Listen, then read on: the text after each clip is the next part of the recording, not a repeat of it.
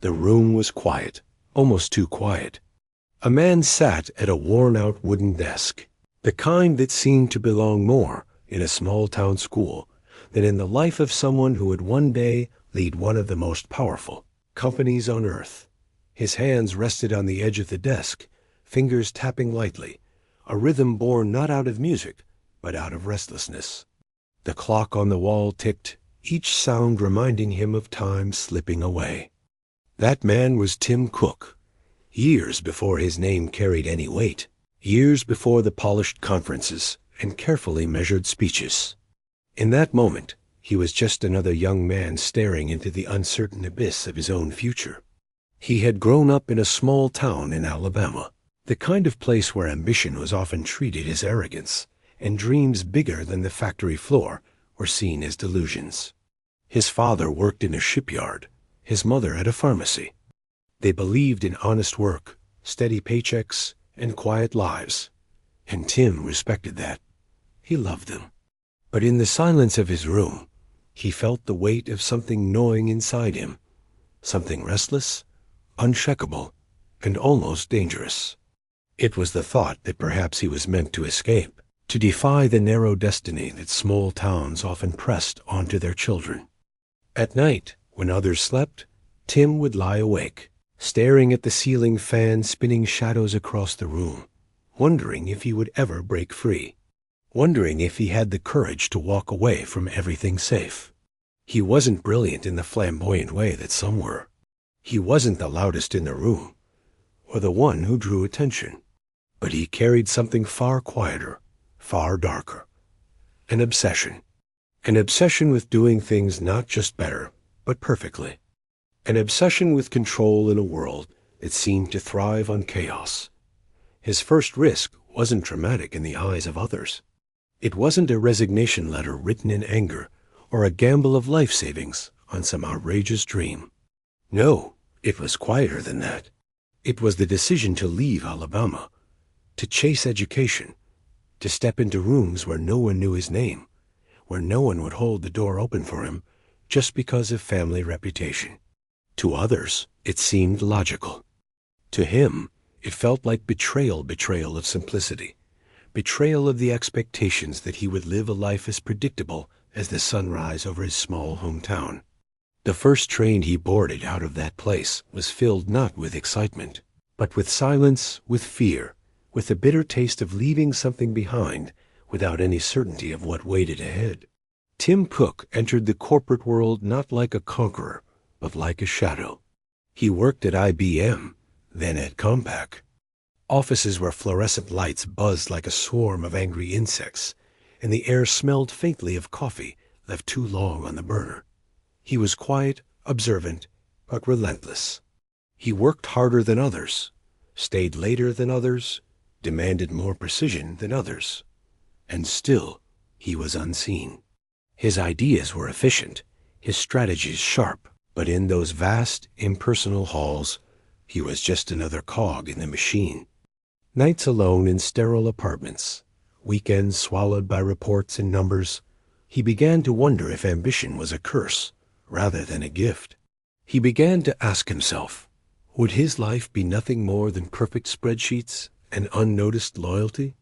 Then came the decision, the moment that would become the crack in the glass, the risk that separated him from those who stayed behind. He received an offer. Apple. At that time, Apple was bleeding. A company on the edge of collapse, mocked by rivals, dismissed by analysts. Joining it was not ambition, it was madness. His friends at Compaq laughed, some pitied him, some even warned him that it would ruin his career. Why abandon a stable path at the world's most reliable computer company for a dying brand that had become the punchline of an industry joke? But Tim Cook couldn't shake it. Something about that chaos, that desperation, drew him in. Maybe it was because he saw a reflection of himself in Apple's fragility. Or maybe it was the quiet knowledge that real transformation doesn't come from safety, but from stepping into fire. So he left. He walked away from the comfort, from the recognition he had finally begun to build, and stepped into the shadows of a company that might not even survive the next year. The first months at Apple were brutal. Supply chains broken, morale shattered, deadlines looming like execution dates. Tim arrived early, left late, and faced a battlefield of inefficiencies. His colleagues were brilliant but disorganized, creative but chaotic. And in that chaos, he saw his role: to impose order, to build a machine inside the madness. But it wasn't glamorous. It was lonely. While others dreamed of the next product that would change the world, Tim was buried in the unglamorous trenches: warehouses, logistics, factories that smelled of oil and desperation. He lived in spreadsheets and late-night calls across time zones, fighting battles no one celebrated. He doubted himself constantly. At night, when the office emptied and only the hum of servers remained, he would lean back in his chair, exhausted, staring into the glow of the screen. Was this what he had left everything for? Was he merely the custodian of a sinking ship? His work was invisible to the world, hidden behind the shine of devices and the charisma of visionaries. He wasn't Steve Jobs. He wasn't the one on stage. He was the one behind closed doors, carrying the weight in silence. And then, it happened. A shipment that was supposed to be delayed for months arrived on time. A supply chain that had been declared impossible began to flow with precision. For the first time, people noticed. Quiet nods in meetings, a rare acknowledgement from Jobs himself. Small victories, fragile victories, but victories nonetheless. And in those moments, Tim Cook felt something shift. Not triumph, not celebration. Something colder, sharper. The realization that perhaps his path was not to be seen, not to be celebrated, but to endure. That his strength was not in charisma, but in resilience. That survival itself could be a kind of power. Yet even in those fragile victories, doubt lingered.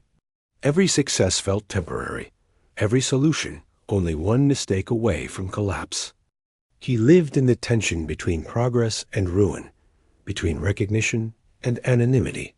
And in that tension, he became sharper, stronger, more relentless.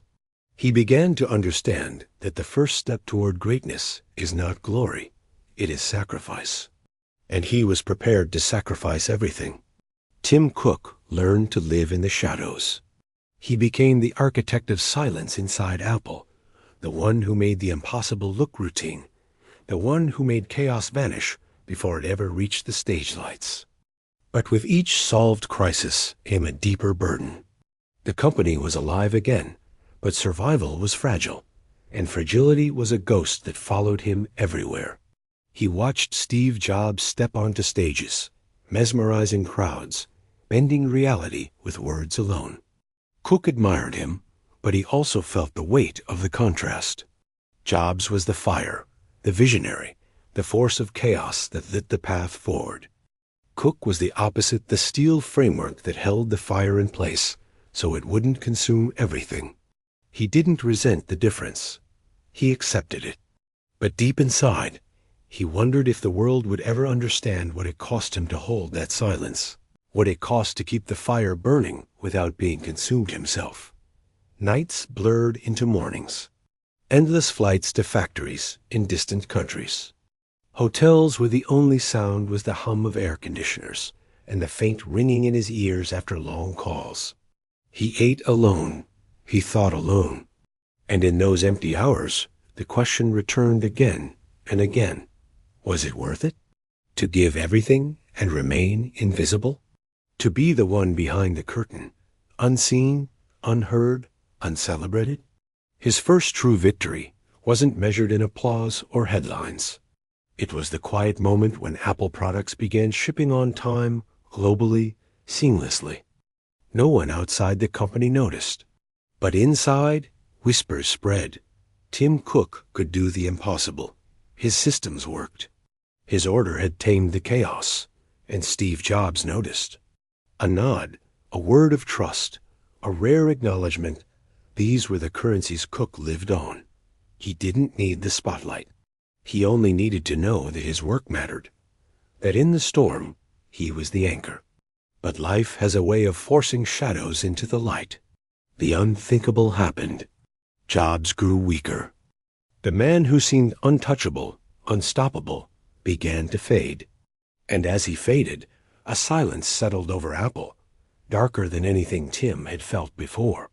Everyone knew the truth, but no one wanted to say it out loud. The visionary was dying. And when the fire went out, who would carry it? Tim Cook had never wanted to be a leader in the public sense. He was a builder, not a showman. But life doesn't ask what you want. Life places you where the cracks appear and demands you hold them together.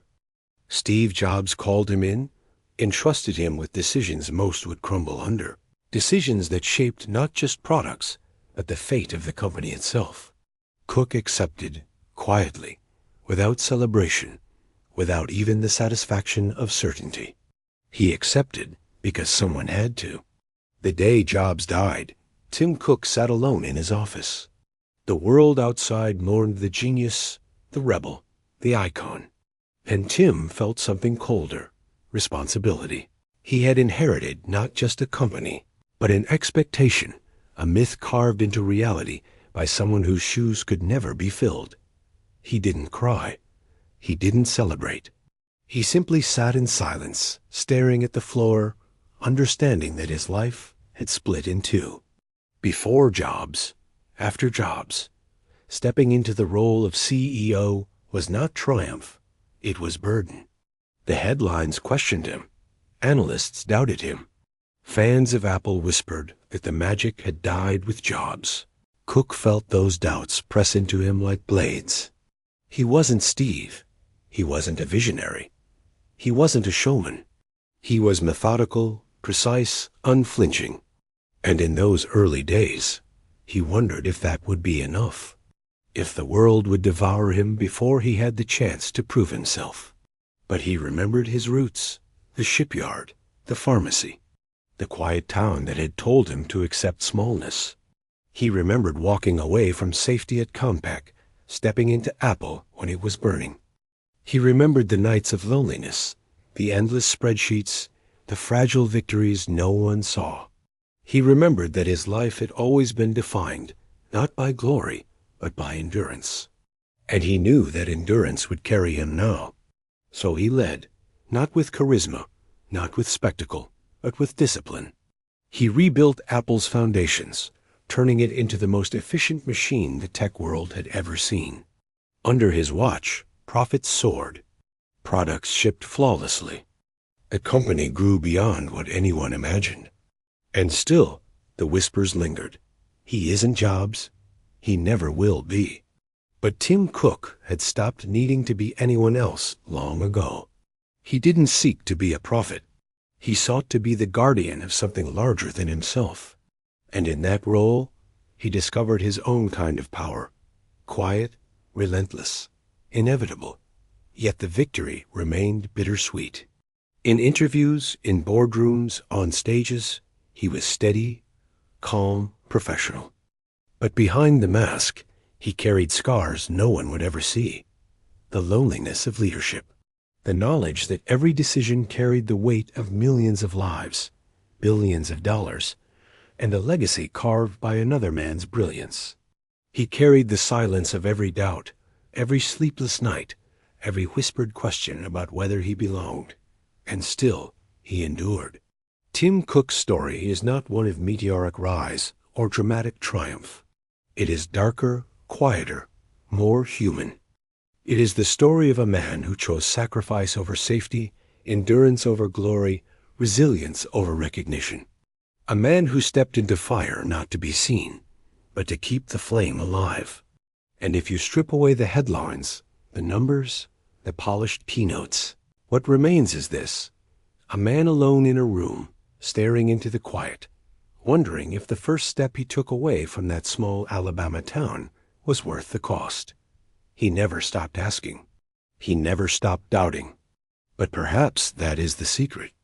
That doubt itself became his companion, his shadow, his reminder that every step forward is fragile, that every victory is borrowed time. Tim Cook never chased immortality. He carried survival. He carried silence. He carried the weight. And in the end, maybe that is what true power looks like. Not the fire of vision, but the endurance of shadows.